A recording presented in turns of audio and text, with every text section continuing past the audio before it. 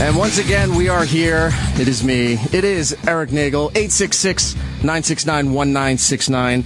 It's also the name of the program, cleverly titled. And joining me once again, Matt from Big Kev's Geek Stuff. OG Geek Stuff OG. I never remember your Twitter handle. Just Geek Stuff OG on Twitter is how you can go with that. And also joining us today, it's a big show. It is a big show. A lot of Simpsons shit to cram down your gullet today. Okay, fair enough. And then we won't talk about it ever again.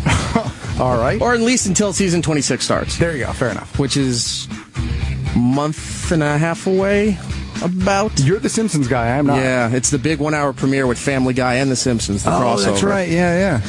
Joining us also, the Masters of None. Who are they? I don't know, but I'll tell you right now. How would I know? I know. It's a podcast. I'm trying to get their slogan right. It's a comedy podcast that doesn't suck. Yeah. There you go. There we go. Why don't I? Your mic's not on. There you are. Okay, there you go. Hi. Hi. Jay and Mike from Masters of None. Mastersofnone.com? Yes, sir. There you go. Masters of None. Jay and I have a long history of knowing each other. We used to work at some stations on Long Island. Okay. WLIR, Party 105. Mm-hmm. Jay had a show called One Step Beyond, which was ska, punk, indie rock, all those things. And I used to work for him on that show. And now I also, I'm on your show. I know. How does that work? My goddamn mind. Full circle. It really is. And Mike, do we want to explain what you used to do here? Yeah, or no? I'm good with that. Okay. I used to intern here, so this is all like this is all incestual. So you used to work for him, I used to work for Eric, and now I work for myself, which is great. And I'm And just work the for other guy. Jay too. Yeah, and now kind of. Yeah, It all just comes full circle. yeah. Fantastic. Let me make sure I got the plugs because there's a lot to do today. Mastersofnone.com. What's the Twitter, Facebook, any of that stuff? At Masters of None, Masters of None, And mastersofnone.com. You can find their Find us. podcast on iTunes. Are you on Spotify? You're on all the regular places? Yes. Wherever. Also- Fine podcasts are sold. Yeah, also got a plug, simplysyndicated.com as well as morelikeradio.com. Yeah, we're on both of those networks, Both too. of those networks. Got to plug them. And plug my beer stores, too, because I got tasty beer for everybody. That's right, you do. This is one of the reasons I invited them on. Yeah, Not this is the because I only was friends reason. with these guys, but they're really into craft beer. Yeah. And they're always, they do a lot of episodes where you're going around to different breweries around the area and broadcasting from there, recording from there, trying all the stuff that they have. They're ordering a bunch of flights, and then that's pretty much the show until Art gets really hammered. And then, then we're like, all right, we're going to have to end this show. Yeah, we've been sponsored by Blue Point in Long Island for like 7 years now, going on. Yep. Since as long as we've been doing our show. But now I'm in the business. I run like 3 beer stores called Beer World. I'm the marketing director, and 3 stores in the Hudson Valley here. And I brought some tasty ass, very hard to get, rare beers for everybody to try today. And Everybody to taste. Can we try Everybody one taste. right now as we're getting into all the Simpsons funny stuff you should here? ask, Eric, because you know what I He was kind realized enough too? to pour us one. I actually had a Duff beer, and I forgot to bring it. An actual Duff beer. That would have been great. They made it a few times. They made one in Mexico. They made one in like Austria or something. They just totally bootleg. Well, it's all right. In New York, we don't serve Duff, we serve Fudd. Right. But it was garbage anyway. But it's cool. It's a cool bottle. It looks just like it. So what you have in your cup right there is Mexican Cake from Westbrook Brewing Company out of South Carolina. This is their anniversary beer they do every year. Super duper hard to get. It's an imperial stout. It's about 10% alcohol. And it's got vanilla beans, cinnamon, 10%. and habanero peppers. Oh, I got that I'm spicy now something. tasting the habanero. It's very light at the end, and Yeah, at the they end. actually want you to taste it fresh. It's so weird because when you're drinking it at first, it tastes like cold coffee. Yep. And then as it's going through, it's changing as you're tasting it, and then you swallow it, and then kicks in the habanero. Yeah, there's a little kick of heat, right Right. at the back there. Yeah, it's right on the nice. end. I like This is it. not It's bad. awesome. What does this go for? This a bottle? Well, depends on how much the store you're buying it from wants to gouge you.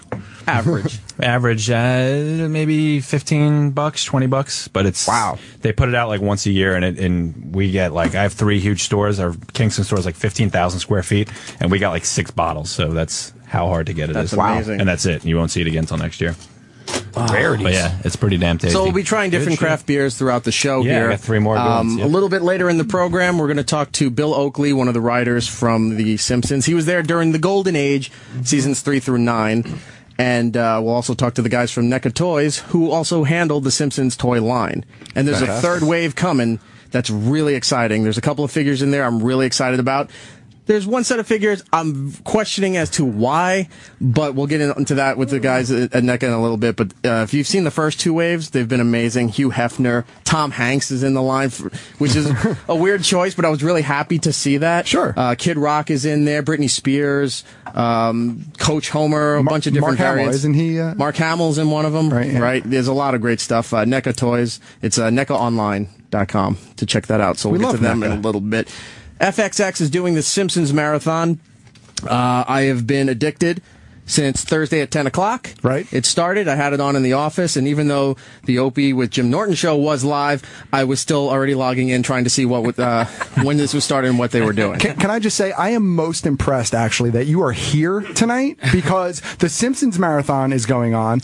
And on top of that, I believe Doctor Who started 5 minutes ago, and you're missing both to be here. I did not want to bring that up, but thank you. Or thank you, however you want to pronounce it. Yes, I've been promoting for a while that season 8 of Doctor Who starts tonight. Yes. Actually, at 8:15. No, 8:15 p.m. Oh, that's right. The pre-show is right. So at 8:15 p.m. Throughout the United States, I guess it airs on BBC America. I couldn't get interviews. I was supposed to have interviews with Peter Capaldi, right. Jenna Coleman, and Stephen Moffat. But at the last minute, BBC changed their mind, and it didn't happen. So Same I thing got with us with our podcast. I couldn't believe it. They canceled like that. I know. What the hell? Bastard jerks. BBC is just making enemies everywhere. We didn't even bother with them because we knew it's like, whatever. It's old hat, 50-year-old show. Who cares? So yeah, that didn't happen, and which was quite upsetting. But it is what it is. Hopefully, somewhere down the line, we'll get to talk to Peter Capaldi. There you go. Or Stephen Moffat. Either one would be great. Sure. So that's going on, but I had to separate myself for that because now it's Simpsons time. Okay. So I'm still wearing my Doctor Who shirt. And you haven't changed it in 3 days? I did since last Saturday, the last show we had, I did 8 days of Doctor Who. Since I have like 16 Doctor Who shirts, I wore a different shirt every day. Nobody noticed. But I tweeted about it. Nobody noticed or gave a shit about it. So I'm wearing my last Doctor Who shirt for today. And it's all about Simpsons here. Also I want to thank DJ Who Kid, who's become quite the regular on Sam's show and Opie with Jim Norton. Got me some Simpsons bling. That's which I'll tweet a photo out in a little bit. Are really fantastic, I have to say. I have a platinum and diamond Homer Simpson and a platinum and diamond Bart Simpson on a skateboard. That's ridiculous. It's ridiculous, isn't it? Are they diamond or are they dopement? Hey-o. Starting the puns. But they're from a company called King Ice. So I want to thank them. Don't try to put those on, please. They're very heavy. I can't stare at you and take you seriously for the next hour if you're going to wear those. You might get held up in an alley by a gun that just has a flag that says I'm not going to bang. wear them out of the building. I'm not even going to wear them near Shade 45. You will make it out of the building. These are heavy. Homer's backwards. Yeah. He was doing something incestuous. He's doing his Bart. crisscross impression. Oh, is that what it is? Yeah. Well, yeah, that's a bit. That's heavy. incredible. I'm not wearing that for the rest of the show. But thank you very much, DJ Who Kid, and the people over at King Ice. So we were talking about the marathon. Have you been watching it at all, or not interested, or? It's not that I'm not. I said this earlier. We were having a conversation earlier with the guys from Masters of None. Simpsons was a show that I was really, really into. When it first came out, and somewhere along the lines, I lost interest in it for no particular reason. Like I missed it 1 week, and then I missed it like 2 weeks, and then I just never got back into it. And I know it's great. People keep telling me how great it is. I just never got back into it. Now, was it kind of the same spot that kind of everybody did the same thing, like this season 12? Because everybody's. I think it was before that, to be quite honest with you. Yeah. Wow. Because that's kind of like the consensus, right? Right, going into 12 kind of goes into the teen edition of the show is kind of when people started straying. Maybe it was a generational thing because the next generation picked up from that point. Yeah, and we all had jobs and stuff. Right, but you couldn't go into homeroom the next day and it's like, did you see all those baseball players playing softball on The Simpsons? After season 12, it seems where a lot of people kind of punched out, except for me. I just watched every Sunday out of habit, and all the people usually just quote seasons 2 through 12. Anytime somebody brings up a quote that's relevant to something, it's always from that handful of seasons there. Yeah, which is what's going on right now on the marathon is like right in that wheelhouse. I think they're on season 6, and every episode. I mean, 2 TVs in my house have been going on with them on constantly since I've been home. I actually blacked out Friday night. I went as far as I could, and you can see I was tweeting while I was watching, and then about 3 a.m. it just stops. And at one point I woke up and it was like 5 something. The TV was still on, so I turned the TV off. But the second I got back up later, it was back on. And then I found out you can stream it on your phone. Oh, yeah. I wanted to ask about that. So it's on FX now, right? FX Now. Right. So is everything there, or is it It's the marathon? releasing it as it goes? Right. It's the marathon right now, and after this is done, they're going to regularly carry the episodes on FXX. Yeah. Plus, every episode will be available to you on the FX Now. That's awesome. Which is their streaming service. Because I was going to cancel my cable. I'm totally cutting the cord. But I told my wife, I was like, I'm really waiting until the Simpsons marathon is over, and then I'm canceling cable. It's been like 3 months I've been talking about this, and I'll be curious to see if you need the cable subscription in order to get the online service, like HBO Go. I already stole my if you're parents' not account. paying for this, if you're not paying for the service, you can't really use HBO Go. I don't think. Yeah. Because it needs your cable You provider need the information. email and password. Where is FXX streaming the episodes? They're streaming it through Comcast, or are they streaming it through like their own HBO site? Go. Like through HBO Go. The FX Now is their online service. Right. You can get everything through there. Okay. Same shit. But I've been excited about it. And when certain episodes come on, I go, oh my God, that's the episode where this was going on. You showed up when I was watching The Shining. And my son walked in the room, never seen an episode of Simpsons before. My 3-year-old son walked in, eyes fixated on the TV. I couldn't get him to leave that spot. So now I think you've turned my son, you bastard. Well, that's good, because what was the show you were telling me he was watching? Galaxy Oh, no, he watches Gravity Falls, which is another great show. But he's also addicted to American Ninja Warrior now. He's been climbing all over my house and building obstacle courses. My neighbor was on that show. Was it really? He was on a show and he destroyed the course. He made it look simple. It was like one of the first episodes this season. It's funny. Me and my wife were watching it last night, again with my son, and we saw some guy that just went through it so easily. And we were like, this is actually kind of not fun when it's that easy for them to do. You want to see a little bit of struggle. You want to see someone almost, face plant on a ball or in the water or something. But yeah, 3-year-old, addicted to it. Of course, and that chick that just blew up from it. Yeah. Lacey or She's something. from New Jersey, isn't she? Is she? I think so. I thought I read she was from New Jersey. We tried to get her on her show, but of course she just blew you off. Yeah, she's too important now. She's too important now. She's training. 866-969-1969 is the number if you want to call. We're talking Simpsons. We'll be talking toys. We're talking craft beers as well. But Cody in Alabama actually wants to talk about Doctor Who. Cody, how are you? I'm good. How are you? You out? What can we do for you? I was just curious how you felt about Peter Capaldi being the new Doctor and all. Well, I'm happy about it. I wasn't really sure about it being an old Doctor when they had a whole successful series relaunch with younger Doctors. But we went into a lot more of it. If you have the on-demand, if you get last week's show, we went into Doctor Who in a lot more depth than I'm going to right now. Yeah. But I think Peter Capaldi could be really good, considering they're moving the whole storyline away from being cutesy and saving the universe. Now he's trying to save himself. Yeah, I agree with you there. All right. All right, you have a good one. You too, sir. Thank you very much. 866-969-1969. Eric, yes. Have you been to the new Doctor Who restaurant? No, I have New not. York yet? And thanks to everybody who sent me the Facebook post for it.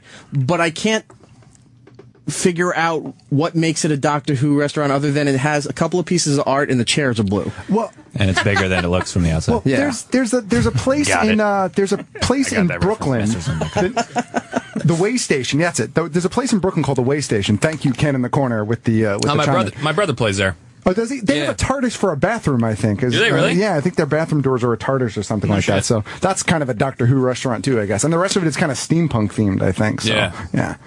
Well, we'll have to see how long this Doctor Who restaurant lasts, because I have no plans to go up to it anytime soon. And just keep traveling back to the good old days. They do one in Manhattan, I'll be right there. But there you go. Going all the way up I don't see towards it opening Jay's in neck of the woods. What you could do is just wait till it closes and just jump in the TARDIS and go back and see and visit it anytime you want. Or go out behind the restaurant and steal whatever they were throwing out because they couldn't afford it. Yeah. We moved on to beer number 2 now? Yeah, this is another beer you can't get in New York. People kind of go crazy about this brewery, Three Floyds, out of Indiana. Okay. They make a beer called Zombie Dust. It's a pale ale. It's like the highest regarded pale ale in the land. Grapefruit. This is different, though. This is their wheat beer. It's called Gumball Head, and it does have a little bit of almost a gumball-y taste, but it's a very hoppy wheat beer. I taste grapefruit. That's probably the hops. It's like so hoppy, it's almost an IPA. I'm excited that you said this almost tastes like gumball before I drink it. Yeah. I'm getting the same excitement when I found out there was like a bubblegum ice cream. You know, when you had the gumballs or the pink chiclets, depending on who made it. The Fruity Pebble beer. He's easily amused, ladies and gentlemen. Skittle Bro. Still one of my favorites. But yeah, this is probably like the most sought after, I guess you could say, wheat beer that Yeah, it's there is. good. I like it. It's good, yeah. I mean, I don't know. I think a lot of stuff's overrated, but I don't know. People kind of go crazy trying to get I it. like this one. You guys are it's getting good. treats It's drinkable. tonight. These are treats. Yeah, This is. Go ahead. No, go ahead. This is something that I could continue drinking. Like the other Yeah. one is a bit heavier, Yeah, so you that's can a maybe have sipper. one. And I think it's better for more of a colder day.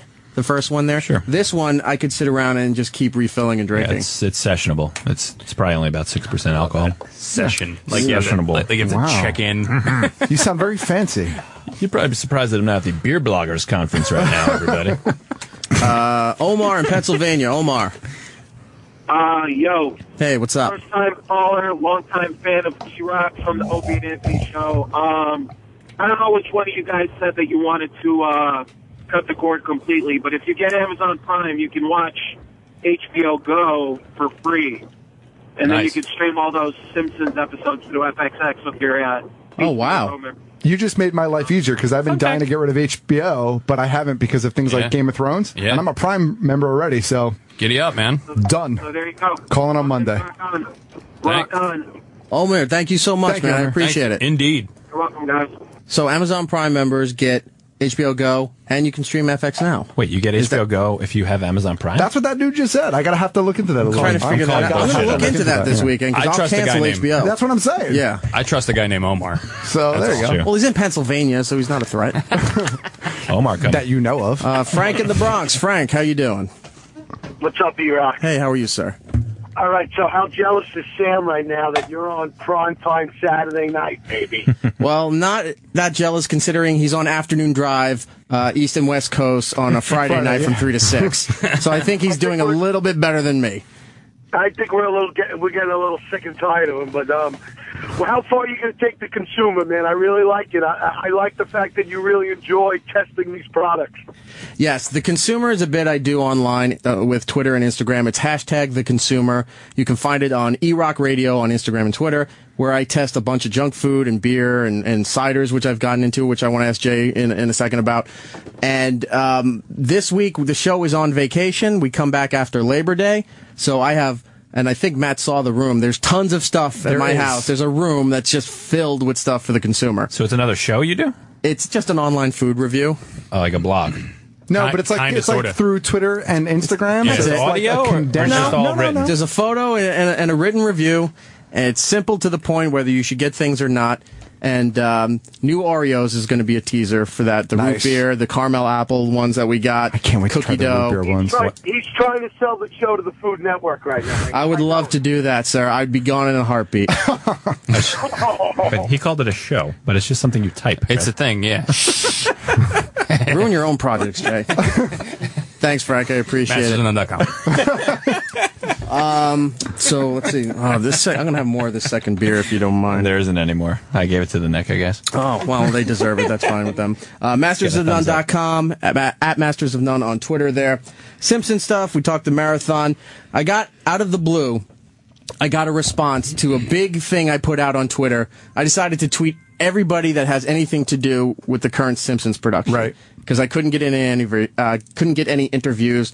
And for some reason, FXX wasn't doing a whole lot of promotion for the marathon other than billboards and some stuff on the side, of buses. Nice. So I put a bunch of feelers out to everybody that's on The Simpsons that has Twitter accounts.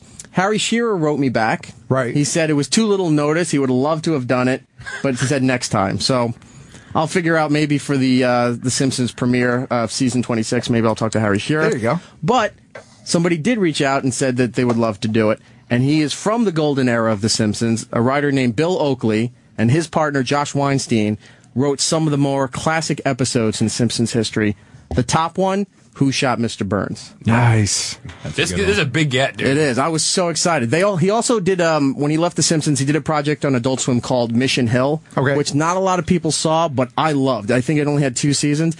It was really weird. Brian Posehn was one of the voices in there. Soundtrack. Right. And Evan Dorkin, the comic artist, was involved in Right. Yep. It was a great show. It was on Adult Swim. I think it's still on their website. You can go to the Adult Swim website and check it out for yourself. He was also producing Portlandia. Oh, okay. Yeah, and he just left that project, but he wouldn't tell me all the new things he was working on, so it's uber secret. Ooh, it's a secret. Right. Working on something in Gaza. I know. So, I got a chance. Simpsons talk. Why not talk to one of the guys that made everything happen? Here's my interview with Bill Oakley.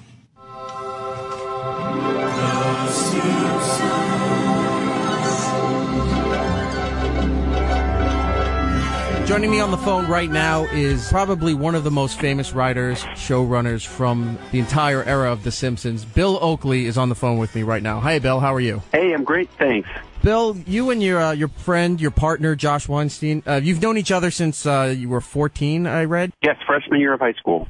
And it seems like you've done everything together up until this point. How did you both get hired to run The Simpsons? Well, we were a team. It's a package deal when you were a writing team. We started writing, sample material.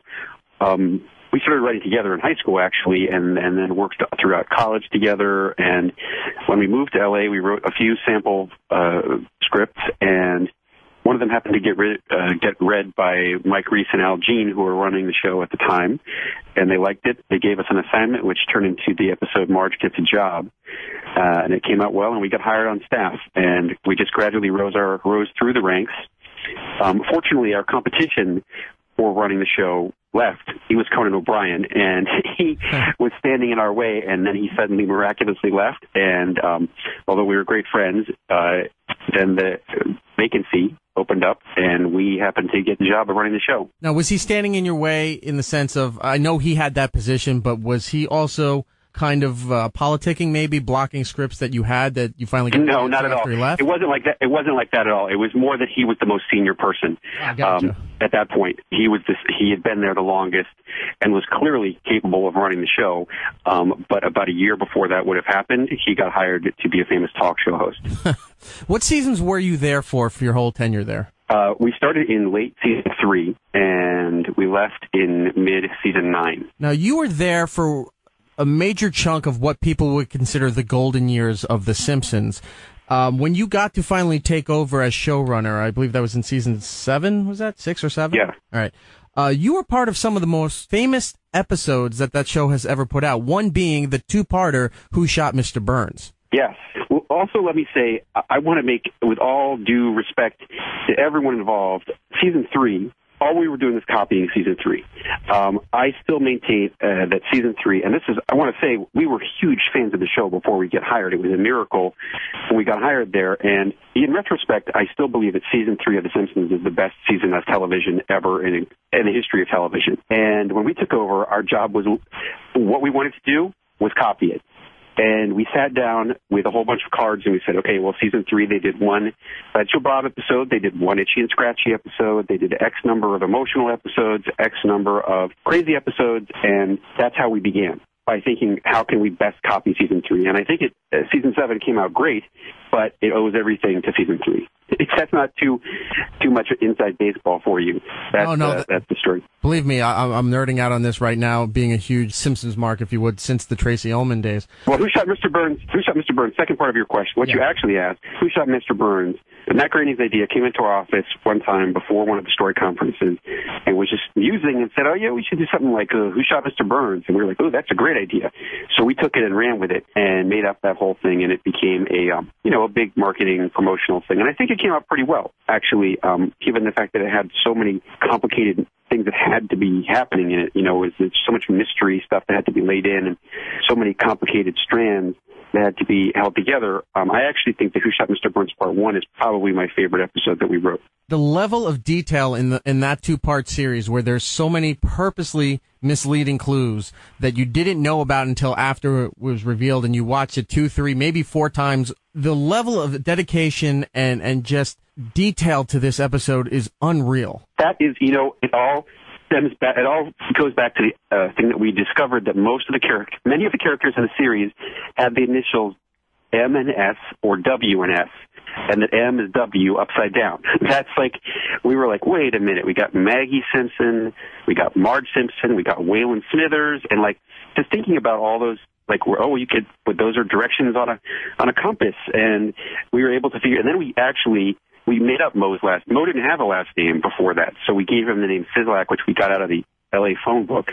as his last name. And Skinner, you'll see, is actually W. Seymour Skinner. It says on one of his diplomas in the background. I think that probably faded out of existence after that episode, but that was also cobbled together to give us another WS. Now, you're saying season 3 you felt was like the best season of The Simpsons. What about that season makes it that, and what was your favorite episode from that season? I can't even begin to pick my favorite episode from that season. There were elements of this in late season 2, but there was such a great mix of outrageous comedy, believability, and boundary pushing, subtle boundary pushing. You know, there wasn't a lot of profanity or violence or whatnot, but this conceptual boundary pushing that, you know, like the whole Homer at the Bat, perfect example. Right. What show had ever done anything like that before, ever? And there were just so many episodes like that throughout late season 2 and season 3 where they were doing types of shows that no TV series had ever done before. And that was our goal with season 7, was to do at least 2 episodes per season that were envelope pushers, as we said. And those ended up being ones like this 22 short films, spin-off showcase, and things like that, where we were just trying to have fun with the form. I think it has to be said, and people just don't remember this, how traditional and square most TV comedies were in the early to mid-90s. With the exception of shows like It's Gary Shandling's Show and other shows that were appearing on maybe on cable at that time, there wasn't a lot of weirdness. There wasn't a lot of boundary pushing. And that's why The Simpsons, just like, it was a revelation to those of us who were watching it in 1991 and watching the 3rd season and just going, oh my God. You got to do a Treehouse of Horror, which I imagine couldn't have been more exciting. Each year, the Treehouse of Horrors parodies famous horror stories or books and things like that. What is the process for picking what goes into each Halloween show? Well, first of all, it was trying to figure out ones that we hadn't already done. There were so many traditional things that had already been done even by season 7. We were like, we've done Frankenstein, we've done King Kong, we did The Raven. Like, in the first 5 Treehouse of Horrors, we burned through most of the traditional horror canon. So then we started moving to Twilight Zone episodes, which you see a lot of parodies of, and then once you see how it connects up to the family, you know whether it's going to be a winner or not. One of the ones, the 3D Homer one that we did, it was to parody that Twilight Zone episode called Little Girl Lost, where that girl goes through the wall into the 4th dimension. Right. And as soon as you say, oh, Homer goes through the wall into another dimension, you're like, the 3rd dimension, and then immediately you know that's going to be a winner because it's got some element that has not been seen before. One of the stories you did was a parody of Bram Stoker's Dracula, and now that particular character of Mr. Burns as Dracula is now available as a vinyl figure from Kid Robot. Does it blow your mind that something that you wrote, something you worked on, and it wasn't even a main Simpsons figure, because I know Playmates and had all that stuff out, but to see this come out way after its time and still be as popular as it is, does that blow your mind? Well, 2 things. Yeah, first I should say that was David Merkin, who did that. Okay. I would say we had almost nothing to do with it, although we were in there appreciating it when people were rewriting it. But yes, that applies to a number of things that we've done on The Simpsons, like, you know, things that we were involved with the creation of a la Disco Stew and things like that. And I see the figures. I love it. I wish that I was given some free. I wish that they would send me a free one. They really don't give us any. They never give us any free stuff at The Simpsons. We would always have to pay for it. In retrospect, I wish that I had gotten more free stuff that I had been involved with creating. Bart vs. Australia. Did you have a hand in that? Yes. Okay. Josh and I wrote that. That is one of the most quoted episodes, at least by me and people that I know, naming the bullfrog Chazwaddlers, and I see you've played Knifey Spoony before. That's Australia, man. I think that's like, when we came up with this, there had been so many episodes where it was Bart versus this, Bart versus that, and we were like, well, what's the biggest thing Bart could conceivably take on? How about an entire continent? And that's where it all came from. we're like, okay, well, what if it's a whole country that's against Bart? And then we're like, well, what country would really be good? But Australia, first of all, was a country where The Simpsons was very popular. So we sort of made that all, we made it up. And we got a guidebook to Australia, went through all the slang, and we took every pop culture thing that everybody knew about Australia and turned it up to 11, so to speak. What you're talking about there was, that's a Crocodile Dundee parody, first of all, and the Chuzwaddlers was just like, there's so many words. There's so many things in Australia where they have these crazy expressions for things that we just made up a whole bunch of random ones. And the toilet water going the other way is also brilliant. It's not something anybody would ever think of. I love that machine. They have that machine in the U.S. Embassy that makes the water go the proper American way. And that Homer's saluting it while it's flushing is just amazing. To reminisce one more thing about that episode, I love it when Bart shows his butt and it says, "Don't tread on me." I think that's, and not to blow my own horn too much, because it may have been Josh who came up with that. It's the perfect thing. Because, "Don't tread on me" with the American flag in the Revolution, or prior to the Revolution, and the fact that it goes so neatly with "Don't put your foot on my ass." Yeah. It brings a patriotic tear to my eye when I see Bart do that. Bill Oakley, thank you so much. I really do appreciate you spending some time here with me, and it's really cool of you to do so, considering I had to, bug you on Twitter, and you were kind enough to say yes. That Bill Oakley, Oakley on Twitter. Bill, thank you so much. I don't know if you still talk with Josh, but if you do, tell him I'd love to have you both on again sometime soon. Oh, fantastic. Thanks. It would be great. Bill, thank you so much. My pleasure. Welcome back to It's Erik Nagel. That is me. 866-969-1969 if you want to be part of the program. Here with the Masters of None. No, keep the music up a little bit more. Keep it. Jay, do you recognize this? Is this Norma's Lemon Stand? No, this is not. This is close. This is What's Your Problem, Brian. Oh, yeah. Do you remember that band from Poughkeepsie? I still talk to their drummer often. Mike, right? Yeah, he's a very angry man on Facebook. It's funny. He'd be like, "Fuck this cunt in front of me and her stupid asshole." And then the next picture's like his daughter. He's like, "Oh, we're going out for ice cream." It's like, no, you can't do both of those things, Mike. Mike Rutigliano on Facebook. Jay and I used to work at WLIR, a show called One Step Beyond, which was punk and ska, and that was one of the bands that Jay had to deal with often. And had to deal with? That's not a nice way of putting it. No, they were nice people. When they didn't break up and reunite every time, they were really good. You're starting up 15-year belated ska wars right now. And his partner Mike from the Masters of None, mastersofnone.com. You should check out their podcast. It doesn't suck, as the logo says. We promise. And Matt from Big Kev's Geek Stuff. Hello. OG, whatever. Here for another beer? Matt's yes, fine. let's go for another beer before we go to our next guest here. So you may have heard the can open earlier. This is Heady Topper from The Alchemist out of Vermont. I'll just take a sip and tell me what you think. All right. It's a double IPA. I can't do this one. Outside of a sip or two, I can't do this one. You don't like it? No, it's too hoppy for you? Yeah, it's a little hoppy than what I usually drink, but this isn't bad. I could drink this one. There's other ones that get really hoppy, and you're just like, no, you're done. What do you guys think? I love it. It's good. Yeah. It does have a salty taste to it. Yeah, This is widely considered in fact, this is considered the number one beer in the world. Really? not in my world, sir. Not in my world. Why is that? It is beeradvocate.com. It's like the beer geek website, and this took over the number one place, beating out like this Belgian Trappist beer that you can't get in America. Right. A little brewery out of Vermont. Like, people line up to get this beer. They like follow delivery trucks to the stores to get it. They had to shut down their own store at the brewery because people were lining up, and like all the neighbors were getting pissed off. But that's it. That's the number one beer in the world right there. This is in a 16-ounce can. This is a treat for you guys. This is pretty good. Not for me. Very hard to get, even in Vermont itself. But thank you for sharing. Yeah. Limited edition beer. That's not. I mean, they make it all the time, but it's just hard to get. Just hard to get. It's not limited edition. Damn it. It's unlimited edition. So it's not exclusive. It is not limited exclusive. edition. It's hard to get. It's just hard to get. It's hard to get. So this is the Chase figure of beer. Yeah. Yes. All right. Fair enough. I like it. Way to nerd it up. Good Yes, job. there we go. Let's talk to Andrew in Atlanta, and then we'll get to our guest. Andrew, what's up? Yeah, I'm going to ask you to do the impossible and pick one episode to represent the entire series. I've got my own idea of it, but what would you say is the one episode that if you had to, like, introduce somebody to The Simpsons, what episode would you tell them to watch?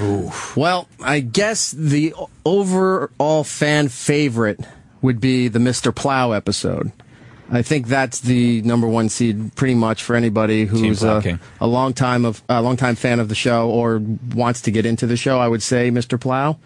It's a good one. That's not my favorite episode of all time. It's my number 2, but it's not my number 1. And the number 1 episode for me, it's only for personal reasons. I don't think it's anybody's favorite episode. It's from the first season where they buy an RV and go camping. Okay. That episode for me just was something in that episode clicked, and I said, I am watching this show forever. And Nice. it was the episode where they're in the woods and they have no clothes and they think they're going to starve, but Homer says, no, we're going to catch our food. So he takes a tree limb, ties it, and Bart says, what are we going to do, hang ourselves? And he goes, no, we're going to catch our dinner. And so they go watch, and they're in the bushes. A rabbit hops onto it. And as it's supposed to like grab the leg and hold it, it flings the rabbit across the forest. And he goes, all right, that didn't work. And then moved right on to plan B. I laughed so hard. That just ran on the marathon. I'm still laughing so hard. That's my number 1 episode. Matt, you got one? I don't. Again, I don't consider myself a big enough Simpsons fan to have a favorite episode. I'll go cheesy and I'll say Mr. Plow just for the sake of conversation. I just saw my number 1, which Mike? we just came on. Lisa on Ice, the one where Lisa joins the Pee Wee hockey team. All right. I love that episode so much because I love Homer in that episode. He's fantastic. He has some great lines. You know, all right in the front seat, buddy. And Bart tries to go, "Appa!" Yeah, Bart gets to sit up front because he's a good guy at sports. Oh, yeah, we watched that one at your house. Sports. I like Marge vs. the Monorail. The Monorail is a great episode as I'm a well. sucker for musicals. A couple others if you want to throw on the list there. Homer meeting his half brother Herb, and he develops the car, the Homer. That's a good one. That's a good one. And this one's a little bit later, but it's still within the golden age. Hank Scorpio. Oh, Where Homer works for the James Brilliant. Bond villain and has no idea what's going on. He Brilliant. thinks he's just got a new job and everything's kind of boring. I just found out that that the whole hammock district line, that whole thing, that Right. was completely ad-libbed. I just found that out the other day. That whole line was a completely ad-lib. That's my favorite line of the Oh, entire that was in the episode. Sunday Times, right? Yes. That's right. I read that too. He's trying to come up with like some pearls of wisdom Yeah, that he there you knew go. There you go. throughout the ages. It was. It was in the So there you op-ed go, piece. Andrew. I hope that helps you out. Matt in Clifton wants to talk to Jay about the beer we're drinking. Sure, do Matt. Hey, what's going on? I love you, E-Rock. You're the fucking man, dude. Thanks, man. Yeah, Alchemist and that beer you are drinking. I'm a bar manager at one of the bigger craft beer bars in New Jersey, and it is common knowledge that that is one of the best in the world. It's a great IPA. Yeah. If anybody's doing anything up in Vermont, they need to know 2 other things. Sean Hill. It's Hill called Farmstead. Hill Farmstead, and the other one is Lawson's. it's gonna be Lawson's Finest Liquids. Guy knows what he's talking about. Jay's no slouch. Massive.com. Sorry, Jay, you're a tremendous slouch. Beer World. Thank you. A little guy. I mean, he has a farm, dude, and he makes beer on a farm, and he's known as the best brewer in the world, in the fucking world. You know, like it's not easy to do from up there. So, but he's bringing you good beer, man. Respect him. That what you're drinking is special. Respect. Well, thank you very much there, Matt. Love Thanks, you, Matt. dude. Good luck. Hope this shit stays on. I love the fucking the consumer, bro. Love the fucking consumer, dude. Yeah. All right. Well, So thank you very much. That was a plant, right? No, that was actually, he wanted to talk to you. That was actually Adrian in the other room. Let's get to our next guest here, or guests here, if you will. Tying in with The Simpsons, there's a line of toys out for the 25th anniversary, which are incredibly made. They're very well detailed. And the selections so far have been humorous and pretty amazing as far as what they're putting out as their figures. So I got a chance to talk to the guys from NECA Toys, and they wanted to come in, and now they're here in studio. We have Randy, Chris, and him. Oh. Ultimate insult. Jim. Well, let's see if I have your mics on there. There's There we Mike's go. on. There you go. They said you're the voice of the company here, so you're going to talk about the And you Simpsons didn't have his line. mic on, so I that's- know. that's my bad, because I was looking at Randy. Maybe the beer. I don't know. I don't know your name. I don't know your microphone button. And go. Hi, guys. How are you? Good. NECAonline.com and NECA_toys on the Twitter. Yes. Tell us about this Simpsons line here. Wave 3 is coming out September or October? It's coming out early September. You got to get up real close to that mic there. Early September. Early September. In this line, it's pretty cool. They have Penn and Teller. Nice. which is awesome. That's great. They have Bret the Hitman Hart, which I only had one episode where he bought Mr. Burns' mansion and said, "Ooh, this place has old man smell." That was the only line he had. What else is in the Wave 3 for the Simpsons line there? That's awesome. All right, we got Leonard Nimoy, Yeah. and then with him we have Mr. Burns, where he's glowing in the dark because From the X-Files alien? episode. Yeah. Very nice. That's pretty cool. We also got Lisa to match up with Penn and Teller. Oh, she's dressed up like the Harry Potter character? Yeah, magician Lisa. We also have we got Milhouse. He's kind of dressed as a poet. It's kind of a tie-in along with Stephen King from Insane Clown Poppy. Okay. From that episode. So yes, Stephen King. We got REM. All right, let me ask you about REM here. Now, do you guys choose the characters, or is this The Simpsons telling you what we're going to license to you? It's a combination. I mean, when I first jumped in, the list for the most part was pretty much already established, with the exception of maybe Series 4 and 5 coming up. Yeah, it was complicated. The whole premise of the line is 25 years of the 25 greatest guest stars. Okay. So we made a list. And then Fox, who's the licensor, had a list. And then Gracie, which is Groening's company, they had their own list. Okay. So it was kind of like a mediation where we all had to sort of,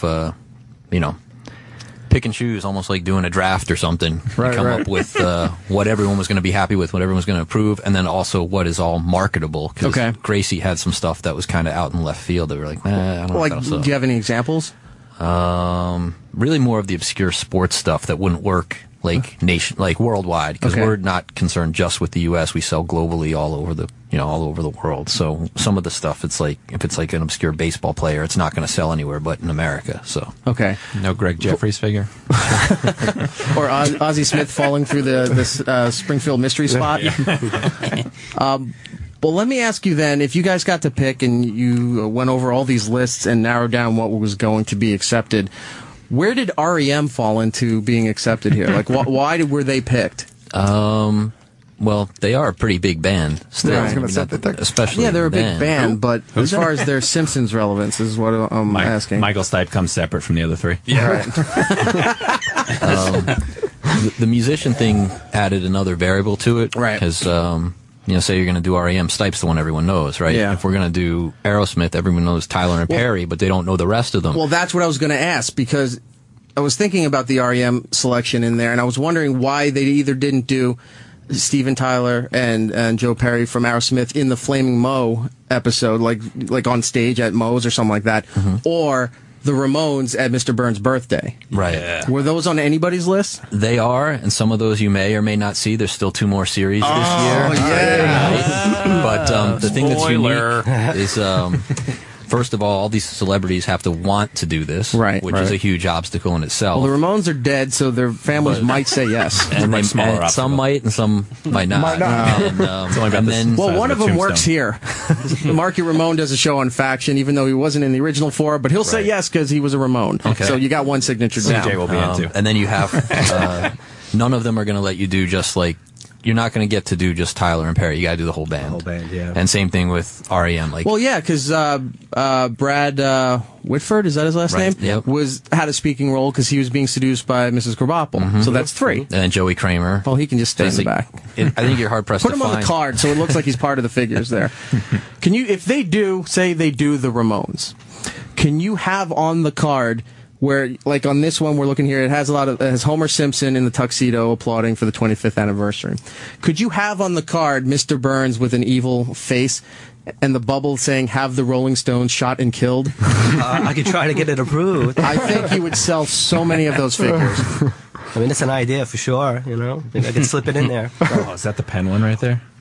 Yeah, I was excited about this. That's the Penn Jillette figure. We'll tweet these out at E-Rock Radio. And the one over here I'm looking at is Bret the Hitman Hart. Yeah, which is awesome. Now, hero. Did you have to go through WWE to get permission for this, or is this just Bret because he owns the gimmick? His name and his likeness, so it's just through him, and he was one of the first people to say yes, and also one of the first celebrities that said, I want all the proceeds for my figure to go to charity. Who was the super cool guy? So everything that he the royalties off of this goes to his, what charity? Do you remember, Jim? No. All right, it's on his website, and when he does signings at all the wrestling shows and everything, almost all of it goes to charitable. Who's the one guy that you wanted to get the most that was the hardest to get as well?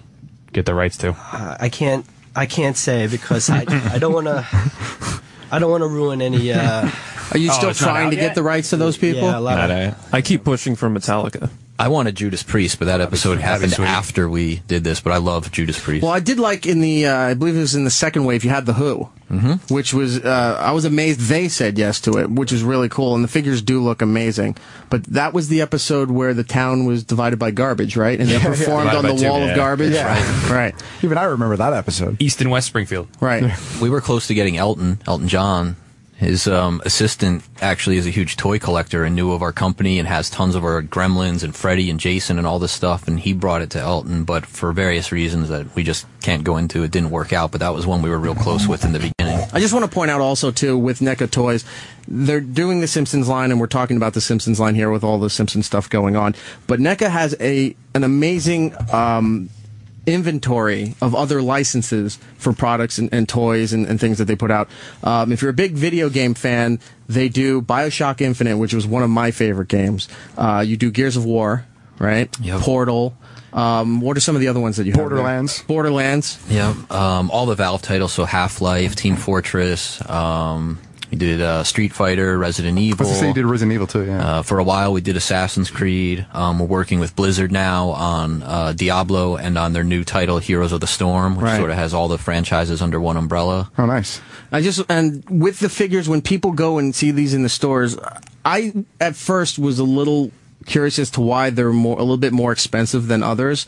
But I got a chance to visit the NECA plant, if you will, the warehouse, and saw the amazing Whoa, there we go. That's beer number 4. Just trying to do that quietly. The amazing detail that gets put into this, the artwork for the cards. I saw the artist just hand painting something. I don't want to give anything away. No, it's okay. It was for Planet of the Apes. Planet of the Apes. Yep. Yeah, that he was doing it from hand just by looking at a still at the movie. He's just looking at the still and painting, and it was an amazing job. So I kind of understand why some of these toys seem a bit more expensive than other things that you see in Toys R Us. The quality of these toys are amazing. You're not going to get disappointed. If you go to Toys R Us right now, you'll see the BioShock Infinite ones. You'll see the Portal figures. The detail and the sturdiness of them it really is an incredible figure. I don't want to call it. Can you want to call it art? Piece of work? You absolutely can call it art. Right. It's art as a consumer product, but thank you. I appreciate that. Yeah, it's a great line. They also do movies, too. Some of the stuff I saw in your warehouse, I don't know if you're still active with those licenses. Rocky, do you still do those? Do a little bit with it, not as much. We kind of did 1 through 4, which are really the best ones, and, kind of run its course. They also do Pacific Rim. Yep. Which do you have... Are you part of Pacific Rim too? I am. I run that line, yeah. Oh. Yeah, and it's still going strong. I mean, the box office was marginal, but the merchandise, we're a year after the film, and it's killing, and we're going all the way through next summer. And, Guillermo's working on some other stuff now, an animated thing and a sequel, so hopefully we'll keep going with it all the way through. That's great. It's kicking butt. The huge Jaegers, fantastic. Yeah, we did Big Gypsy Danger. We got Cherno Alpha coming out this fall. NECA was nice enough to bring in a couple of things here. We're looking at the Wave 3 of The Simpsons, but they brought a couple of things from Matt that you have right there, if you want to just tell everybody what you got, because one of them's Pacific Rim, and it looks amazing. Yeah, it's Gypsy Danger and the Knifehead Kaiju, the 2-pack. I mean... If you haven't seen the movie, what are you waiting for? But if you have seen the movie and you haven't seen the NECA pieces, you need to run out and get them if you could still find them. Some of them are kind of hard to come by. Yeah, still, they do. They kind of get retired, or when we move on to production on a second or third series, the first series stuff is, And these are what, like 10-inch scale, 8-inch scale? About 7 to 8. 7 to 8, yeah. Yep. I mean, the detail on the figures, Gypsy Danger looks amazing, beautiful. I haven't opened it yet, so I can't tell you what the articulation is like, because normally So what toys on the desk are getting the old heave-ho to put these on there? Wow. I don't know. These will definitely go in the studio. I'll probably just move... Felix the cat. I'll move something over to... I have no Felix the cat. Maybe some Smurf stuff. They're just great figures. I gotta say, as a toy collector and as a guy who opens all of his toys, one thing that is... No, for sure. That's why you buy 2. No, if you buy a toy, well, okay, fine. But if you buy a toy and don't open it up, come on. They're meant to be played with. They're meant to be displayed, in my opinion. But ruins the value, sir. You of all people should know that. I don't buy toys for value. Buy 2. The only reason you're buying toys is to resell them. Then yes, buy 2. Christmas is coming up. Buy 2. I gotta ask about Knifehead. Will he stand? Absolutely. Yeah. All right. Nice. Cool. Cool. That's always a concern for me, and I'm looking at, I'm just looking at the way he looks, and I've seen other companies put out figures that look something like that, where they might not stand because Guaranteed he will stand. Awesome. And what is the other piece that you have there? This is a Gentleman Claptrap from Borderlands. If you haven't played Borderlands, again. Well, let me tell you about Borderlands. But you haven't played Borderlands 2 yet. I haven't played Borderlands at all. But I haven't. But my buddy down in D.C., Chad Dukes, was talking to me about Borderlands. He loves that series. He's all about it. He's got a book club going for Borderlands right now because they have the Borderlands books. Right. So that's special. Yeah, it is special. And he's all about this game, and he's encouraging me to get into Borderlands. I think you would enjoy it. I'm going to try Borderlands 1 and 2 during the break here. Yeah, I played Borderlands 1. I started Borderlands 2, and I didn't get very far in it. Other things in life got in the way. But Claptrap is a great character from the franchise. He's kind of like your guardian angel / he's your helper. Yeah. Is he like the paperclip in Microsoft Word? But much cooler. Okay. And of course, this is a variant on the figure from Borderlands 2, correct? That is correct. Yeah. So, but he's got a top hat, sir.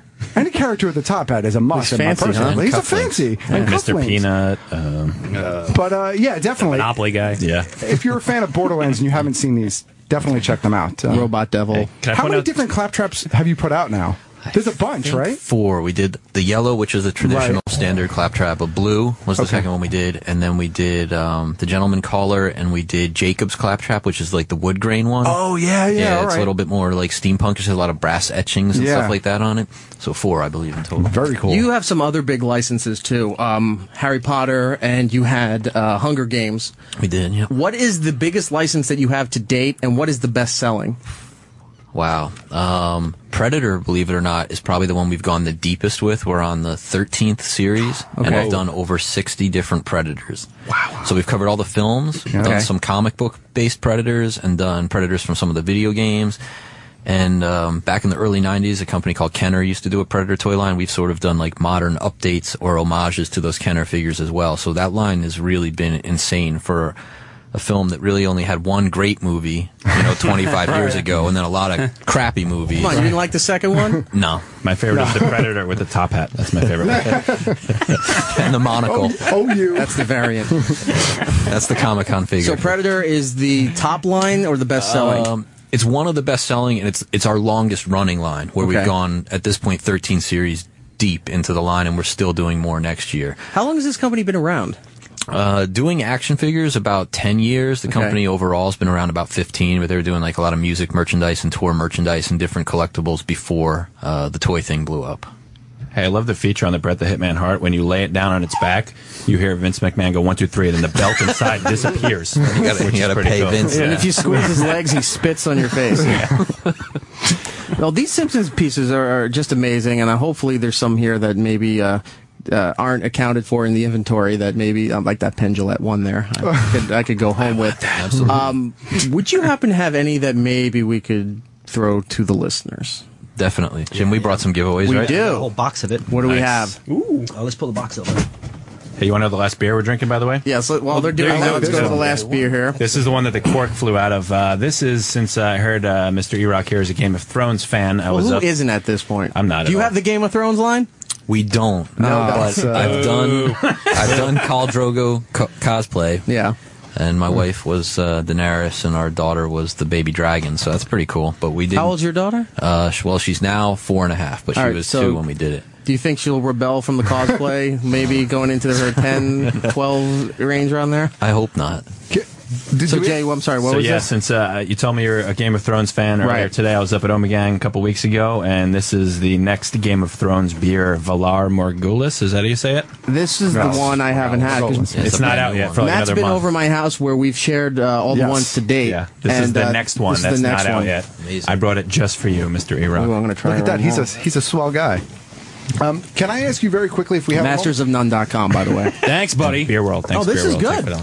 Yeah, this is a Belgian double style or a double, if you want to get really douchey I'll say about right now, the first one, not my favorite out of the 4. Yeah. But Mexican cake.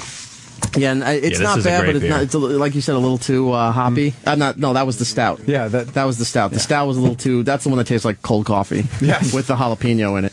Habanero, sir. Habanero. Second one was the gumball head. The gumball was good. The third one was really good, and this one is good as well. Yeah, this is it's much like their Omegang Abbey beer, but it's a great beer. It's got the two-headed coin on the label.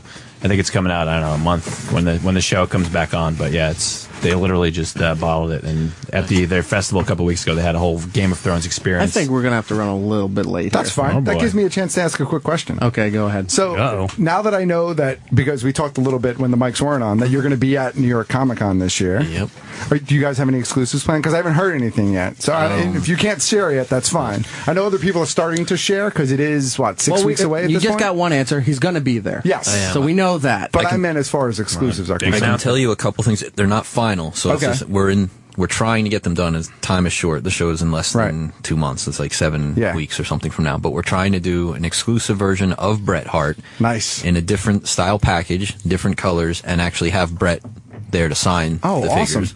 And then we're also doing some stuff with the Misfits, who are also Jersey guys, like most of us here. And we're trying to do an exclusive of The Fiend, the Crimson Ghost, and have Jerry Only come by and sign those at the booth as well. So Very there's cool. Danzig. a couple things we're working on. You're never going to get those guys in the same place at the same time. But you have a better chance of reuniting the Ramones. Because I guess the last time... Because they're dead. The last time you were at New Thanks. The last time you were at New York Comic Con, your exclusive, or one of your exclusives, I recall, was the Turtles. That's right. 4-pack, the black and white. Yeah, we had Still Peter one of my Laird there. favorite figures, and the colored ones too. And whatever happened with that license? Why did that? I mean, because I feel like there's a lot of places you could have gone with that. Oh yeah, and we had a lot of prototypes done for Shredder and the Elite Guard. And I Foot thought you were Soldier, talking about Ultron. Flo and Eddie, the Happy Together guys. No, I'm totally What are you serious. watching, I really really? thought that. Yeah. What did I miss? Call me old school. I don't know. So what happened is the licensing business, at least when it comes to toys, is complicated. So Playmates has always been the master toy license for Turtles since day one. The time we got to come in and do what we were doing, it was sort of on a moratorium from Playmates. They were waiting for that relaunch, which is now that mega successful thing on Nick. So before that happened, we were allowed to play in the Eastman and Laird universe and just do the classic comics, which was great. Which is great, All we wanted to do, and no one had ever done comic faithful versions, so that's what we were doing. Then it reached a point where just through the specialty market, we were not able to sell enough to justify all of our overhead. Right. So we needed to sell into bigger avenues like Toys R Us, for example. And Playmates was not cool with that because they had their own plans and their own relaunch coming up. So, because they're the master toy license, they said no. So it kind of went away. But we are working on trying to bring it back in a different realm, even if it's only like direct to consumer at conventions. We're trying to explore some different avenues for next year to bring Turtles back. That would be awesome. I would be so excited to continue collecting that line. They're some of my favorite Turtle figures ever put out. They're awesome. Thank you. Did you have much resistance from who has the Turtle line now? Viacom, right? No, Nickelodeon. Playmates has the toy license.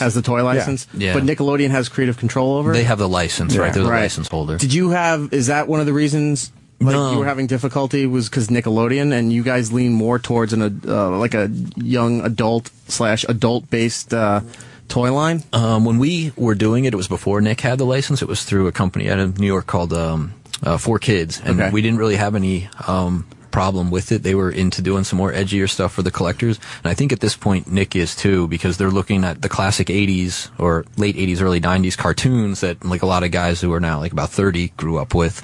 As well as exploring other avenues like the comic book, which is kind of what we're more interested in. The stuff from like 84, 85, like the Eastman and Laird, like when it started, the really rough like drawings and the really more mature. And how you captured that in those figures. I mean, that really rough kind of... the hash it looks like it was pulled off the pages. They really are some of my favorite Turtles figures ever put out. Thank you. It's kind of fun now to see like Playmates and some of these other guys and some of the designer vinyl guys completely copying what we did, because no one had ever done what we did, and now I've seen 2 or 3 other guys. So imitation's the sincerest form of flattery, as they say. So. If at some point that they would be kind enough to do this again, I spoke with Chris a while back. That's how the whole thing came about with NECA Toys, and they were nice enough to let me to go over there and take a tour of the place, the facility where they're doing the sculpting, the painting, and your office, by the way, which I want to get to in a second, is an incredible you just walk in and you want to cry. Like, this is what my basement should be.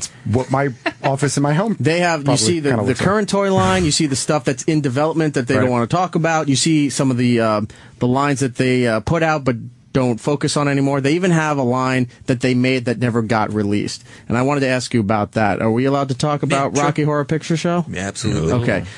I'm not a Rocky Horror fan, but I know, like, you and Kevin are. Yeah. And the figures that they had, I saw Frankenfurter up there. Mm-hmm. And I saw the rest of the line they had, and the detail and the quality of this thing is amazing. I said, I've never seen these before. Right.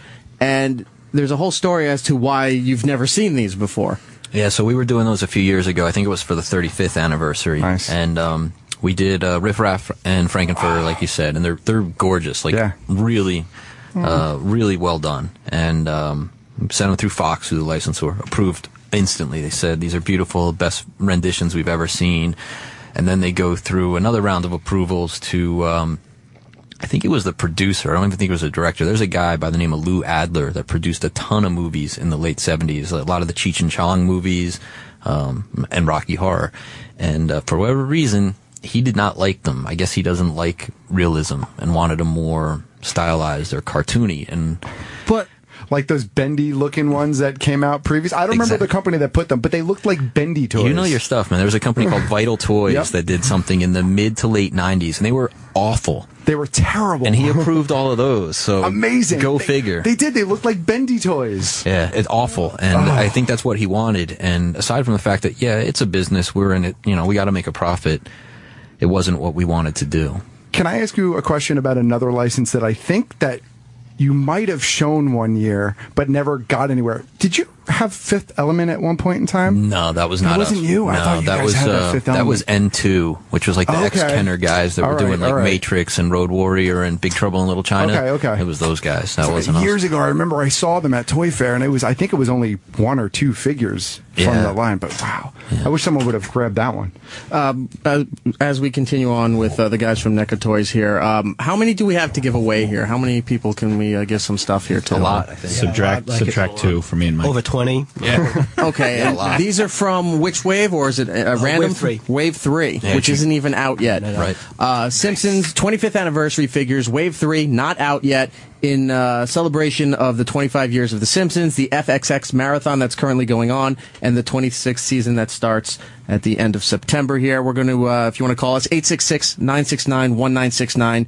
We'll give away some of these figures here. Again, Bret the Hitman Hart, Penn and Teller, REM, Leonard Nimoy. So there's a separate Teller from the pen. Magician Lisa. Awesome. And Milhouse the Poet. Milhouse the Poet, Stephen King. We have all those Teller there. one actually And Mr. Burns. You cannot select the ones that you want. We're going to give them away at random. And awesome. I expect Sam to be calling at any moment for the Bret the Hitman Hart figure.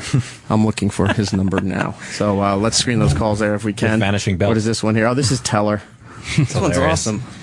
Would it be great if that one just had a pull string and he just talks? But he is to scale. He is to scale. They're all to scale. With pen, yeah. What's cool is also Stephen seeing the King. celebrities kind of embrace it. Like Kid Rock has why tweeted wouldn't about you? his figure. How would and you not? Hefner's wife took the figure and was like, here's Hef playing with his bunnies. And it was like the toy Hefner with a bunch of like bunny rabbits that were in like the yard or something. Believe me, when First Wave came out, one of the guys in the toy line, the First Wave there, works here at SiriusXM, Tony Hawk. Oh, yeah. He has a show on Faction. And I talked to his New York producer. Name drop. I talked to his New York producer, and I said, Guy next Tony. time he's in New York, I get my figure signed. I just want the figure signed. I don't need to talk to Tony Hawk. I just want the figure signed. I got a Hefner signed, which is cool. Cause That's he's getting up awesome. there. He's like about 90. Is that right? hanging in your office? It's is that not at home? yet. That's at home. Let me tell you about his office. His office is great because there's no wallpaper. It's lined. It's what you want to do as a kid and as an adult. It's figures unopened, lined perfectly next to each other. You don't see the wall on all sides. Now you have the Masters of the Universe line, which was the new one, or the one that was the new one, which is amazing. And then you have G.I. Joe on the far back there. Yep. Yeah, so it's not stuff that we make, but I love toys, period. That's why I'm in this business. Do you have deals with other toy guys that you swap stuff out? Yeah, we do some trades. I mean, I go out and hunt because it's part of the fun, and I buy stuff. I'm a big Star Wars nerd, and of course, like that's what I started with was like Mego and Star Wars, and then it became Joe and He-Man. But I love all that stuff. Where's your collection go with Star Wars? We have a friend, Kevin, who huge Star Wars fan. but he focuses mostly on stormtroopers. Yeah, right? he's an Imperial Army builder. Right. So. Yeah. So do you have one of those niches, or are you everything Star Wars? I wish it was that narrowly focused. I have every figure from day one, from 77 till the present, and then I do Army build as well. So like when that 6-inch Stormtrooper came out a few months ago, I bought about 24 of them. Yeah, so I was like $500 in Stormtroopers. I put that on your LinkedIn account. I collect only Wampa Dung.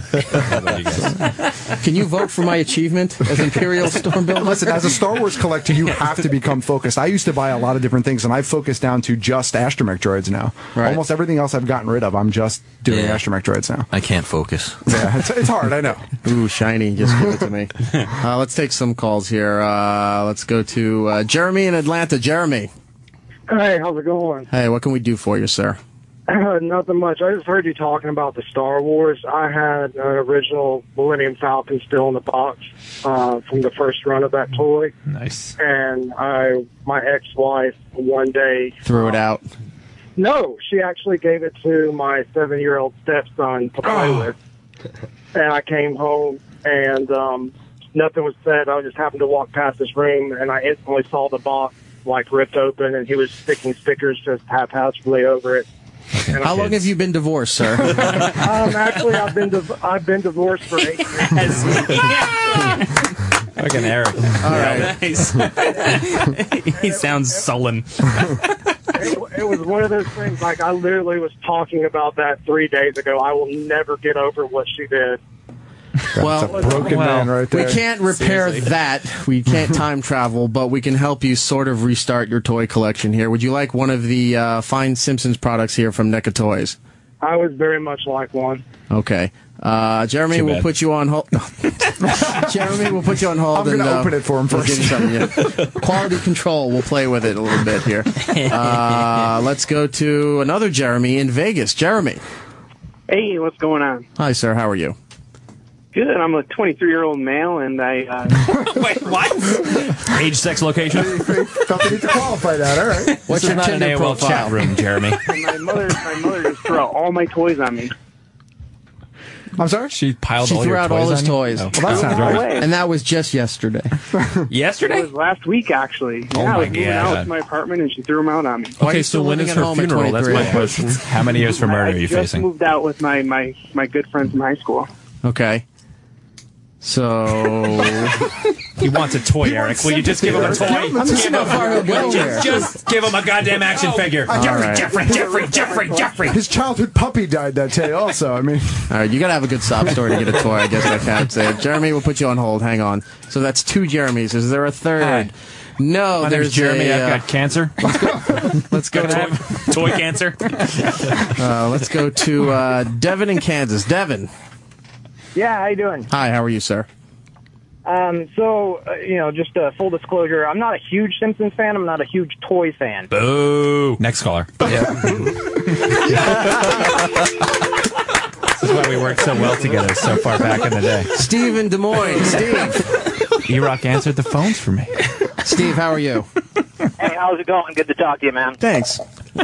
Hey, I'm a small-time collector. I still have some of my G.I. Joes, like the Technodrome, some of my old Ninja Turtles. I never had the Technodrome. I didn't even know there was a Technodrome. Yeah. Was there? yeah, it was a there big was. playset. Big playset. Oh, damn it. That's where dubstep was invented. Not bad. Right? No? I had the big G.I. Joe aircraft carrier in the basement. Awesome. But I would have yeah, sold man, that thing for a Technodrome. Go ahead. Yeah, that was cool stuff back in the day, but I still have it for my son, but nothing's in real good condition anymore. Yeah. But it's still cool stuff. The Turtles, too, I still have, Shredder and a few of the Turtles also. All right. Bebop, Rocksteady. So, Well, if I was giving away turtle stuff, I would give you something from the Turtles. But name this drop. is Simpsons here. Name drop. Are you a Simpsons fan? yeah, man, we've been watching all the Simpsons episodes on lately. We're big-time Simpsons fans. Okay. Steve in Des Moines, I'm just going to give it to you because you're unfortunate enough to live in Des Moines. So I'll put you on hold there. Line 8. A lot of Jersey calls here. Let's go to Colin in Jersey. Colin. Hey, what's going on, guys? Hi, how are you, Thanks sir? for taking my call. Good, good. So I have a ridiculously hot wife, and she happens to be in love with a nerd. You do not need toys, sir. No, wait. Well, it gets good because I bought the Batman Arkham Origins collector's edition. It came with a whole sculpture of the Joker with a whole bunch of TVs behind it. Yeah, that's a And- great piece. Dude, it's awesome. And my wife was like, "What's this for?" I'm like, "You just look at it." She's like, "You don't play with it?" I'm like, "No. You just look at it. And sometimes you can turn the button on to make the TV go on in the back." She's like, "You're a fucking idiot." I was like, "You married me." So that's part of the deal. And I would love to put Simpsons shit up there and just annoy the shit out of her. So. Dude, you have a hot wife. Why are you going to ruin it? Yeah, and Not she that the knows how to Simpsons use toys her will toys. ruin it, but with all these toys, why are you trying to drive her away? It's just I want her to know what she got into, and we just had a kid too, so like the deal, like it's fucking sealed. This is done. You need to hang this high. You're really because married. your kid will rip it open. Oh, definitely. No, this is a no Ellie cuts kind of thing. Okay. Colin, we'll put you on hold. We have one for him, right? Yeah. Okay, Colin, we'll put you on hold. We'll give you something Simpsons there. Now everyone's calling in here. Of course they are. Well, it was beer talk and how quickly they hung up and want toys. Joe in Cleveland. My kind Joe, of people. how are you, sir? I'm doing fine. I used to have an Inspector Gadget action figure. I know, right? You've never heard of it. Hold on one second. Anybody? The Matthew Broderick version. If I had a nickel every time I heard this conversation. Anybody I knew that had the Inspector Gadget toy, all the accessories for the hat were broken. Broken. Everyone. And it would not Yeah. sit in the hat, so Yeah. the thing was useless. Yep. And he had the little mini pea coat. Right. Yeah. For flashing in the park. With it, but, I had all the parts and everything. I was mitten box. My dad gave it to my 5 and 4-year-old niece and nephew who lived next door. And I came home from college one day, and it was just destroyed. And then what happened? That was like the last gift my mom gave me when I was a kid before she died. Okay. Oh, God. Stop. I know, right? Wow. Was it lead poisoning from the Inspector Gadget action figure? Yeah, maybe. And then the Zeppelin crashed into my house. Wow. Humanity. Go Gadget resuscitation. Right now, I pick up Star Trek and Doctor Who action figures every now and then when I'm at conventions. And All right, we get it. You have a lot of toys. Now let me throw it around the room here. Everyone gets a vote. I was all set to give him one until he brought up the mother dying. Then you don't want to give it? No, because I'm not sure it's a real story. But if it is, I apologize to you, sir. But I'm going to throw it. I'm going to make it democratic here and go around the room. Should we give Joe one of these toys, Mike? Thumbs up. Randy? Thumbs up. Chris? Yeah, just sorry. Fuck them. Fuck him. That's one no. Wow. Why not? Give him a toy. Give him a toy. Jay?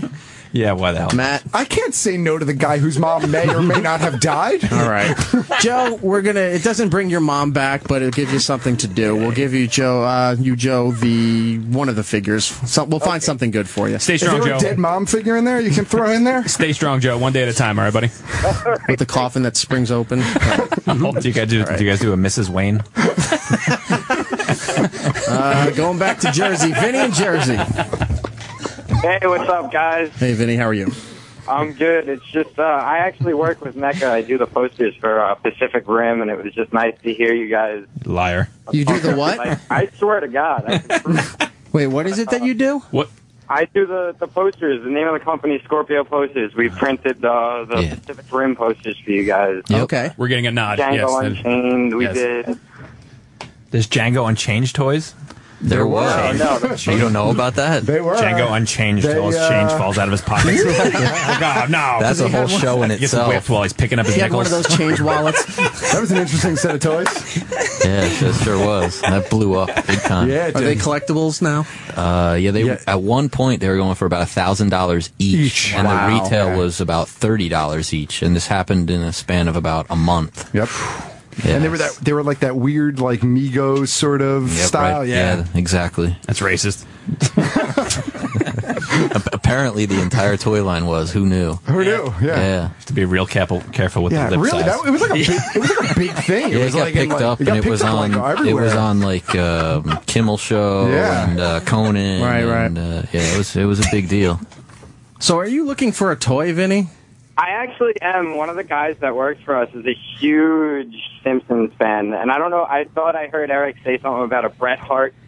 I don't know if you guys had a Bret Hart. That one's mine. That one's going That nowhere. one's claimed, sir. Oh, I figured that. Hold on. I don't. If we have another one, 3 more. okay, we'll give you one. But you know what? I'm going to do a trade here. This is now swap talk. Uh-oh. I want a Pacific Rim poster. Hey, Eric, I'll send you whatever posters you guys want for the whole Signed by show. Guillermo Vinny, Toro. let's make a deal. Love it, Eric. Okay, I'll put you on hold.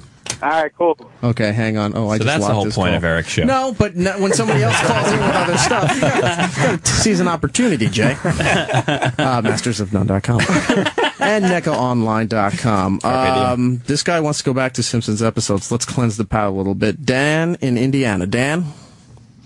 I was just wondering, you guys were talking about your favorite episodes. What, you didn't mention mine, I was kind of surprised, but what were your two favorite jokes, or a couple of your guys' favorite jokes from some of those? Favorite jokes from the episodes? Yeah.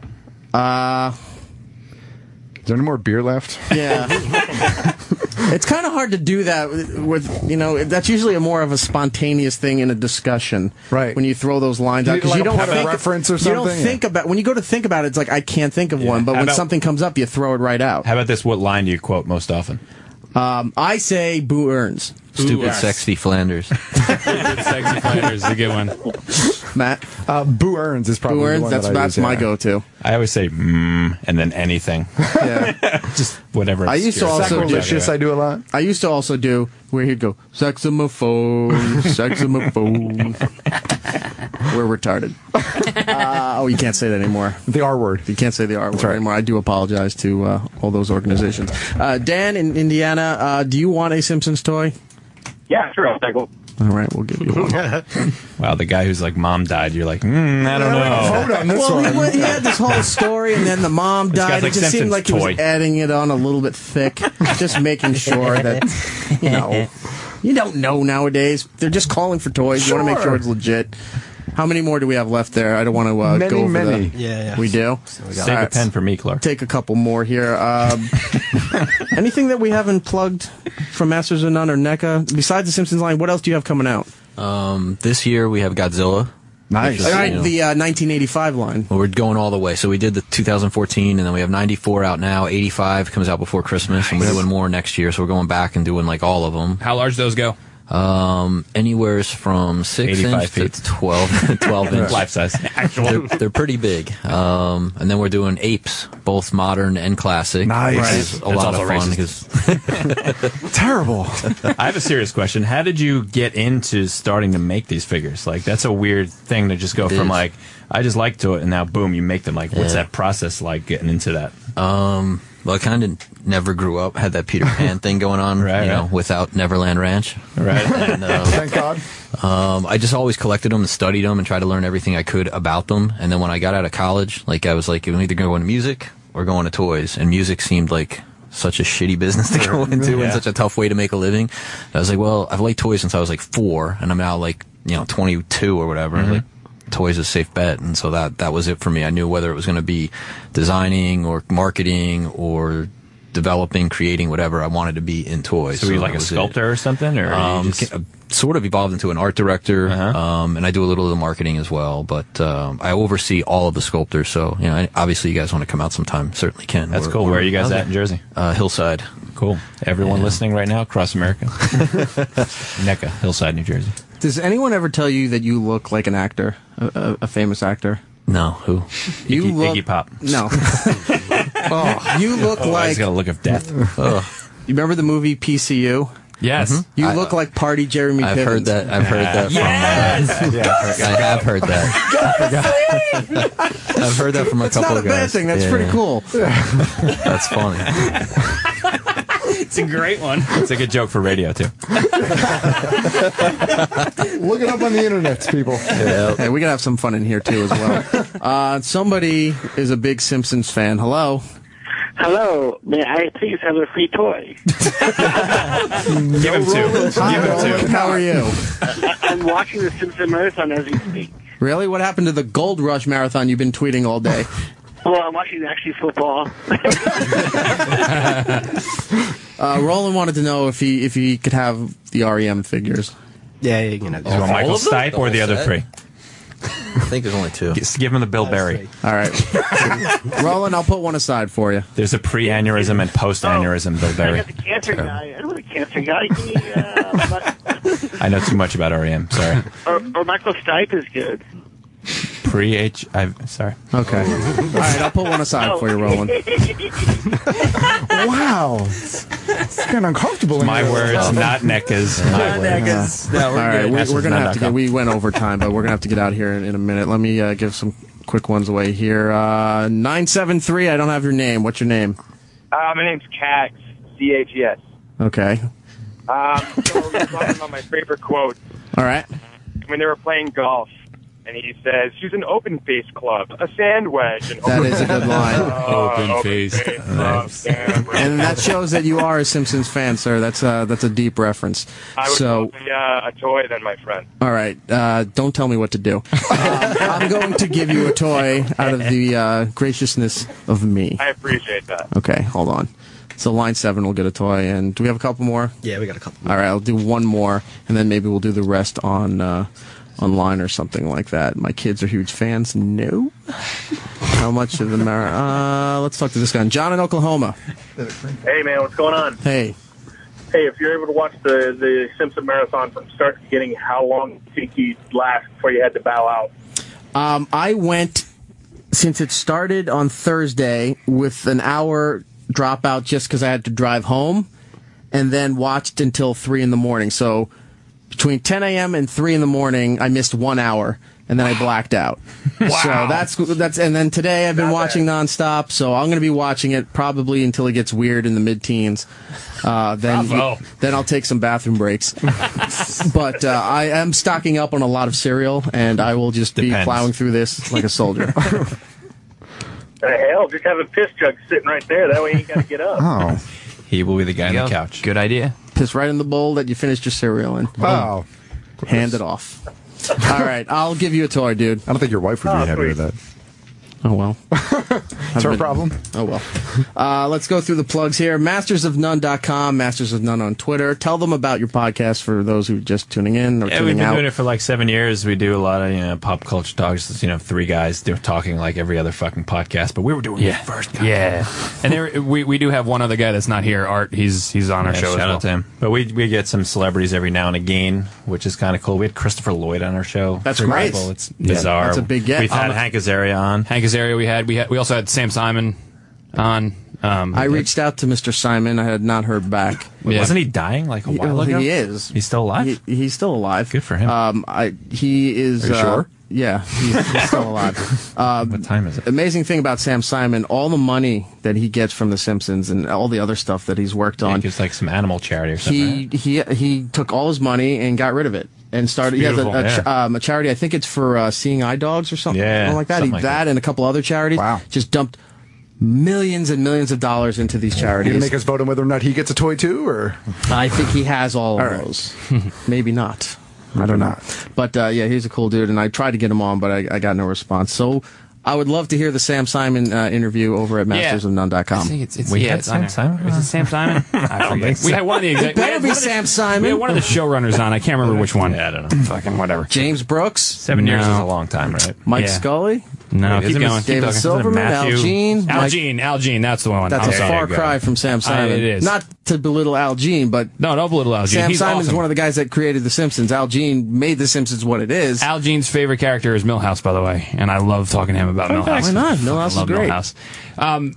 Did you talk to what was it? Is it Wheatley? Is his name? The guy that you talked to your interview? Bill Oakley. Oakley. Wheatley. close. Wheatley from Portal 2. Yeah. Will Wheatley. His favorite character is Superintendent Chalmers, Super Nintendo Chalmers. which is fantastic. I love that line. But yeah, mastersofnone.com. Yeah, we got Masters of None on Twitter and iTunes, Spotify, all the usual shout out my places. fine business too for giving us the beers today. Beer World. Thank you very much. BeerWorldStore.com. This was great. Recap Hudson the four Valley. beers real quick, and then we'll go So to we NECA. tasted Westbrook Mexican Cake. Then we had Three Floyd's Gumball Head. Then we had a Heady Topper from The Alchemist. And then we had a preview of the Omegang new Game of Thrones that comes out, I think, next month. Valar Morghulis. Wasn't she the most downloaded woman on the internet at some point? Sure. Cindy Margolis. I don't watch the show. I sat on the Iron Throne and I was eating Dannon Light and Fit yogurt when I got my picture taken. So Literally. there you go. Way to go. You look it up online. Randy, That's also Chris, very downloaded. and James from NECA Toys. they were kind enough to bring in the Wave 3 before you could buy them anywhere. We've been giving them out. They're amazing pieces. NECAonline.com, NECA_toys on Twitter. The Godzilla line will be coming out. What else do you have anything for the holidays? Planet of the Apes. Right. More Alien 35th anniversary this year, so first time ever there's a Ripley action figure that actually looks like Sigourney Weaver. That's kind of a big deal for Alien fans. Shots fired. So that's cool. What else we got? Freddy, Jason, always Halloween staples I saw every year. the Jason figure where he's got the purple outfit and the blue mask. They were the working video on game, it. They were working on it when I took the tour there, and then it's all over online, and people are going nuts for it. Yeah, it's blown up. That's a Toys R Us exclusive right now. Does it glow in the dark? The mask glows in the dark. Yeah, it looked like all your friends are dead. Yes. Game over. That's right. Best ever. One of the worst video games ever has become one of the hottest Jason figures ever made. Crazy, right? I want a T-shirt with game that. was so terrible, with the end but- screen on it. All your friends are dead. Actually, a T-shirt company I used to work with, we actually had those T-shirts. We used to carry them. They gave me until I wore it to death, but the Castlevania 2 shirt that I used to wear all the time. Yeah, I have their Justin that, Bailey what shirt a somewhere, horrible too. night for a curse. Yep. Nice. And the washing machine won. It ate it after a while. After so long, give me some more. I'll work on it. Hey, make an ET Atari game figure. We tried, actually. We did. Yeah, 'cause we've been killing with these retro video game figures, and Just a stick and the head pops up. and it was going to be like all green, which is how it was in the game. Awesome. And Amblin wouldn't let us do it. Yeah. They want to forget about that game. I can't believe they wouldn't let you do All right, well, we got to get out of here. Hopefully, you're cool with that we went late this I'm sure time. they Hope are. nobody gets upset, but we figured I'd give you Who are some you more talking live to? content. The audience. In theory, This is why Jay's not in radio. This is the last time we'll be on radio ever, by the way. That we went long, gave you some live content. Opie and Jim Norton are on vacation till after Labor Day, and Sam is back live on Friday at 3 p.m. Nice. We are not back next weekend. We'll be in rerun, but we will be back the following week. So trying to give the audience a little bit extra since we're going on vacation and they're going to have to deal with best ofs. Bonus. Not a bad thing, just trying to do right. When you're done checking out, I'm going to throw my plug in. Can I throw my plug in? Sure. When you're done checking out Mastodon, be sure to check out Big Kev's Geek Stuff. We've been going for 8.5 years. Oh, fuck you. Just saying. Fuck you. But we're a weekly podcast, toys, comics, games, all that good fun. So check us out online. That's an old throwback line. Again, we didn't get to Loot Crate, but I had a problem. I also have the subscription Nerd Block. Right. And didn't show up. It was supposed to be here. Tracking said today, didn't come. So I wrote to the fine company and said, didn't show up, not doing a review. So would they send like fun boxes of stuff? Yes, every month they send cool stuff. Loot Crate, who I'll talk about now because Nerd Block did not send their stuff, sent me a message before the show. They apologize. It'll be here as soon as possible, and they're going to do a make good. Oh, So look at that's that. great. But Loot Crate is one of the subscription services. It's like $20 a month. Right. And you get a box of stuff, you're not quite sure what it is. Fingers crossed you like it. Right. And usually they have themes. Wow. Last month was villains, and they had a cool mashup shirt of Loki and the Joker together. It was called Jokey, and it looked like the Joker, but he was holding the staff and sitting on the throne and all that. So this week, this month is Heroes, and this is what everybody has been abuzz about since Guardians of the Galaxy came out. The Groot figures. Yep. Oh no! This is the Groot. dancing Groot. No, that's still coming. That's coming. They just announced that they're going to release that, but this is an exclusive to Loot Crate. It's glow in the dark Groot. Adorable. Oh, and he's got a deco on his chest. He's not like. So that alone was worth the subscription for this month here. Also, some Ninja Turtle stuff. They have the glasses, but from Kid Robot. Ooze Action Ninja Turtles. Nice. Yes. So if you're a collector of Kid Robot or if you're a collector of Ninja Turtles, that's a good get. They gave me, you have some wings for your sneakers like the Flash. I got a Mega Man car freshener, but the other thing in here, which is kind of cool. I left that at home. Oh, what? There's some codes they gave you for some digital downloads, and they're giving you classic video games for your phone and your iPad. I just got Gauntlet. Nice. Which is awesome.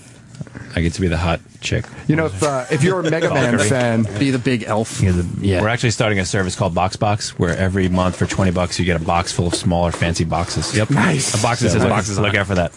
Look out. Mastodon.com. Can we Patent take pending. Patent pending. Can we take a tour of the box factory? Of the box factory? Follow the line. What were we going to say? If you're a Mega Man fan, I think Kid Robot actually has a Mega Man license now, and they're going to be doing a blind box series, kind of like they did with the non-blind boxed TMNT figures. So if you're a Mega Man fan, those will be out at some point soon. How have they not done a next gen like Mega Man reboot yet?